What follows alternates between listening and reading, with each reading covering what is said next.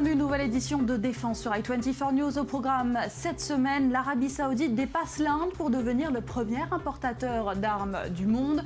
On s'intéressera aux tendances de ce marché en constante expansion. Focus également dans cette émission sur un système de défense aérien israélien. Il connaît un franc succès, vous allez le voir, à travers le monde. Et puis enfin, Boko Haram prête allégeance à l'État islamique. Pourquoi ce ralliement? Quelle ampleur de la menace? Analyse à suivre, tout cela, c'est au programme de Défense.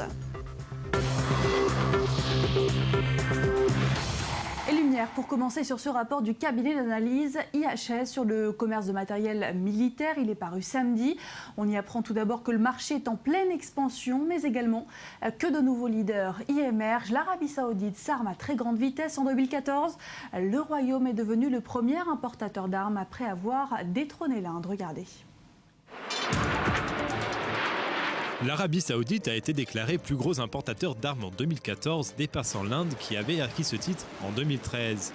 Le marché continue à être dominé par l'Inde et l'Arabie Saoudite. Ces deux pays importent près de 7 à 8 milliards de dollars d'équipements militaires chaque année, sans parler du carnet de commandes supplémentaires.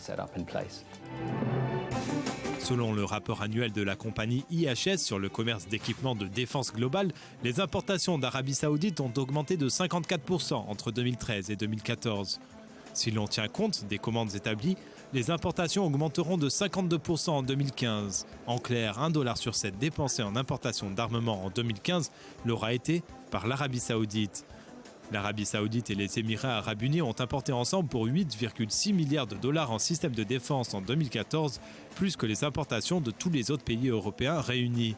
Ceci place Riyad au premier rang des partenaires de commerce d'armement des États-Unis, qui depuis 2013 maintient sa position de plus gros exportateur d'armes au monde, suivi de près par la Russie. La Russie a exporté pour 10 milliards de dollars d'armes en 2014, une augmentation de 9% par rapport à 2013. Et ce, en dépit des sanctions imposées à la Russie en raison de son rôle dans le conflit interne ukrainien. Quant à Israël, elle est redescendue de la 6e à la 7e place parmi les exportateurs d'armement.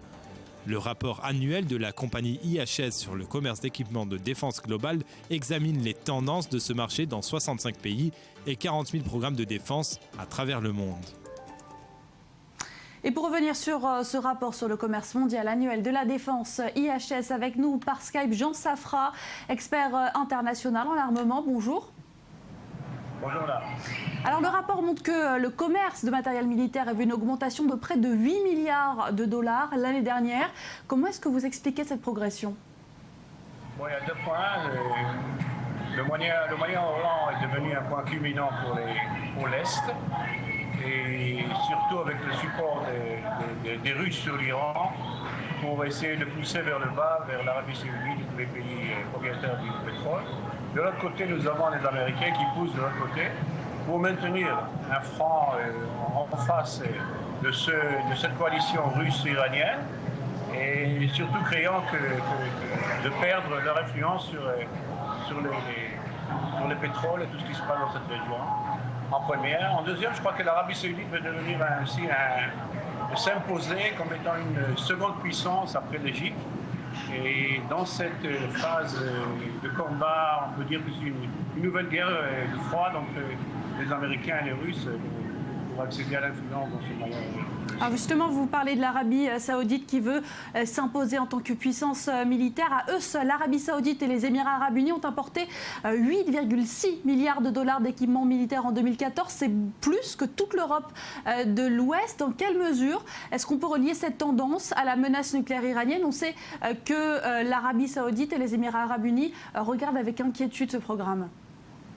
Pas seulement ça, bien sûr la menace nucléaire existe, mais je crois que l'Arabie Saoudite, lui, achète une influence dans le monde par son pouvoir monétaire, toujours, et de cette façon d'influencer les décisions mondiales sur les marchés.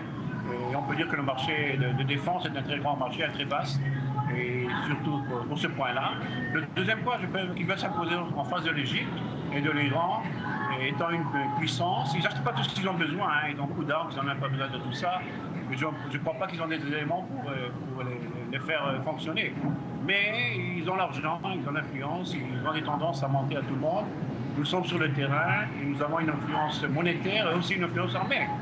Et en deuxième plan, c'est toujours se protéger contre on peut dire, le décalage iranien là, du nord vers leur pays, vers les Émirats et tout ce qui se passe en bas. Là. Alors, dernière question, Jean Safra, rapidement sur Israël, qui était le 6e exportateur d'armes et se retrouve désormais à la 7e place. Comment vous expliquez cette baisse?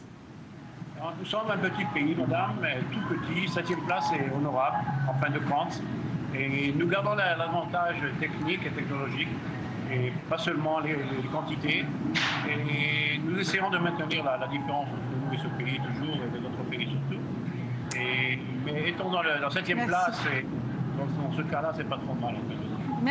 Merci beaucoup Jean Safra pour ces explications. Allez, on va continuer à parler de ces transactions de matériel militaire. Les sociétés de défense israéliennes sont parmi les principaux bénéficiaires des achats d'armement en provenance d'Inde.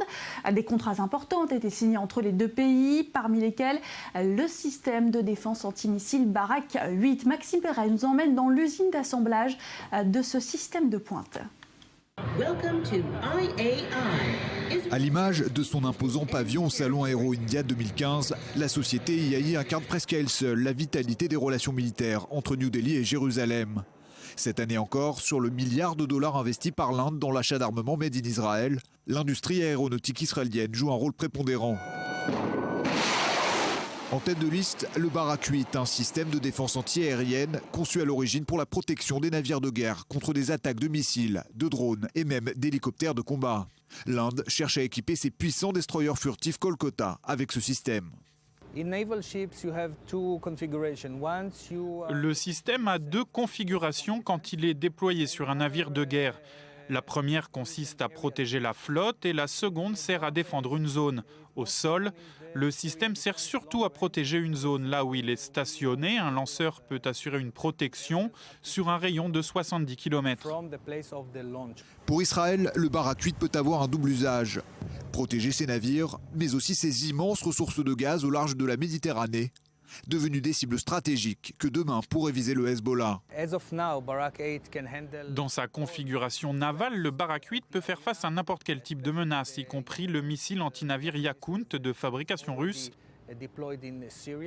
qui est déjà aux mains de la Syrie. C'est un système qui peut répondre à toutes sortes de menaces antiaériennes.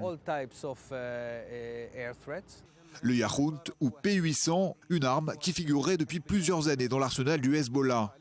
En juillet 2006, l'organisation chiite avait déjà tiré un missile chinois C-801, sol-mer, contre l'INSS Ranit, au large des côtes libanaises.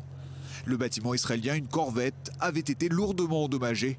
4 marins furent tués par l'explosion du missile. Le Barak 8 a été testé plusieurs fois à bord de navires de Tsahal, grâce à l'appui d'un radar à balayage tridimensionnel, un système de guidage avancé et une tête chercheuse. Le missile est un véritable bouclier actif. Mais la révolution pourrait venir de terre et des capacités antimissiles du système Barak 8. Les ingénieurs d'IAI rêvent d'en faire une alternative au système Patriot américain. Nous disposons d'une version améliorée du système Barak 8 qui fournit une défense antiaérienne sur un rayon de 150 km.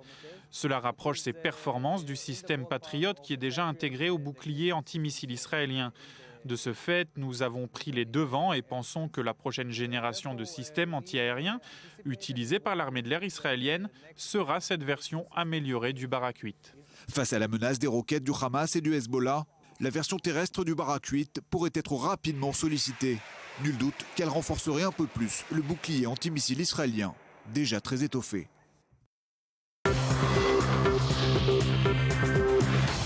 C'est l'alliance de la terreur. Dans un enregistrement audio diffusé sur Twitter, le chef de Boko Haram annonce son ralliement à l'État islamique. Une nouvelle qui intervient en pleine déroute militaire pour la secte terroriste. Regardez. Le groupe islamiste fondamentaliste nigérien Boko Haram a prêté allégeance à l'État islamique. Nous déclarons faire allégeance au calife de tous les musulmans, Ibrahim ibn Awad bin Ibrahim al-Husseini al-Qurashi, et jurons d'écouter ses paroles et d'obéir à ses ordres, dans les périodes de difficulté comme dans les périodes de prospérité, dans l'adversité comme dans l'aisance, et d'accepter d'être mis au banc et de disputer le pouvoir à ceux qui l'exercent actuellement. Dans une vidéo apparemment postée sur Internet par Boko Haram cette semaine, le groupe appelle tous les musulmans à reconnaître le règne d'Abou Bakr al-Baghdadi, chef du groupe de l'État islamique et calife autoproclamé du monde musulman. Un soutien de poids pour Daesh qui s'ajoute déjà à ceux de divers groupes djihadistes en Égypte, Libye, Algérie, Afghanistan et Pakistan. Boko Haram mène depuis 6 ans une campagne militaire au nord du Nigeria dans le but d'y établir un État islamique. Ce groupe terrorise le Nigeria depuis des années, entre autres par l'enlèvement de civils et l'exécution d'otages. L'an dernier, Boko Haram a enlevé 300 jeunes étudiantes, déclenchant la fameuse campagne sociale et médiatique Bring Back Our Girl. Cette campagne virale a reçu le support de personnes internationalement renommées, comme Ellen DeGeneres et Michelle Obama. En janvier dernier, un rapport établit la responsabilité de Boko Haram dans l'assassinat de 2000 personnes dans une ville située près de la frontière avec le Tchad. Le lendemain de sa publication, le Nigeria et ses 4 voisins, le Tchad, le Cameroun, le Niger et le Bénin, annonçaient leur intention de déployer 10 000 soldats pour lutter contre la secte. Selon une estimation des chefs des renseignements américains, le groupe compterait entre 4 000 et 6 000 combattants. Alors on va essayer d'aller plus loin dans ce dossier. Nous sommes en ligne avec Louis Kemayou, président du Club de la presse africaine. Merci d'être avec nous. Bonjour. Alors pourquoi ce ralliement de Boko Haram à l'État islamique maintenant ? Ce ralliement nous dit 2 choses. Le premier, c'est que c'est de la communication. Je ne pense pas que les objectifs poursuivis soient les mêmes entre Boko Haram et Daesh ou État islamique, parce que au Nigeria aujourd'hui, l'ambition de Boko Haram n'est pas de prendre le pouvoir sur l'ensemble du Nigeria, ni même sur le nord du Nigeria. Ils veulent établir la charia, mais ça ne va pas plus loin que ça. Parce qu'il faut rappeler tout de même que quand Boko Haram commence dans les années 90, il est surtout question pour les membres de Boko Haram de permettre aux jeunes qui sont marginalisés socialement et souvent au niveau de l'éducation, d'accéder à l'éducation de façon égalitaire comme tous les citoyens du Nigeria. Parce qu'on est quand même dans une zone du Nigeria qui est aux frontières de 3 autres pays, le Niger, le Tchad et le Cameroun, est plutôt abandonné sur le plan social, plutôt pauvre sur le plan économique, même si de grosses fortunes s'y retrouvent. Et donc la première réclamation est celle-là, celle d'un peu plus de justice et d'équité dans le traitement des citoyens. Après, ça monte en gamme avec l'élection de Miss Monde au Nigeria, quand le président Olusegun Obasanjo décide d'accueillir cet événement.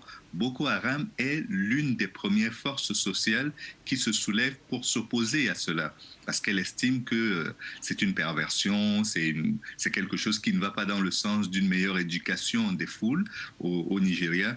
Et donc, ils frappent leur premier grand coup en empêchant la tenue de cette élection Miss Monde. Après, c'est quand on tue Mohamed Youssouf, le premier chef de Boko Haram, que la bataille de succession fait naître cette dimension militaire qui fait qu'ils arrivent à conquérir des casernes militaires. Alors justement, qu'est-ce qu'il peut attendre Boko Haram ? Qu'est-ce que le groupe peut attendre concrètement de cette allégeance à l'État islamique, peut-être d'un point de vue financier, au-delà de l'effet de communication dont vous nous parliez à l'instant ?